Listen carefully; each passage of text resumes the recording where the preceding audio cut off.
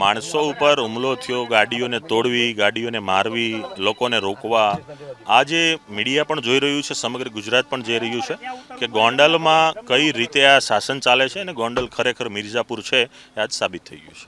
જે રીતે એક તરફ ગણેશ ગોંડલ પણ ભાજપના છે, તમે પણ ભાજપમાં છો, ભાજપની જ વચ્ચે જે આ પ્રકારનો જે વિગ્રહ છે જોવા મળી રહ્યો છે. આમાં ભારતીય જનતા પાર્ટી કે રાજકારણનો હાલ વિષય નથી, એ ચૂંટણી હશે ત્યારે જોશું.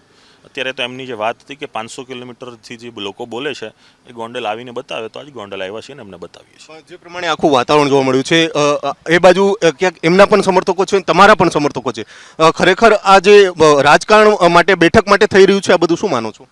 રાજકારણની બેઠક હશે ત્યારે એની વાત કરીશું, હાલ કોઈ એ બાબતની વાત નથી. કેમ કે જ્યાં જ્યાં લોકોની ભય હોય, લોકોની ઉપર શાસનનો દુરુપયોગ થતો હોય, ત્યાં આવી પરિસ્થિતિનું નિર્માણ થતું હોય છે અને પરિસ્થિતિ સામે લડવું એ અમારો સ્વભાવ છે. હવે કયા કયા કાર્યક્રમ છે આગામી? આગળ પ્રમુખ સ્વામી મંદિરે જઈને દર્શન કરશું, ગોંડલની પ્રતિમાઓને ફુલાર વંદન કરશું.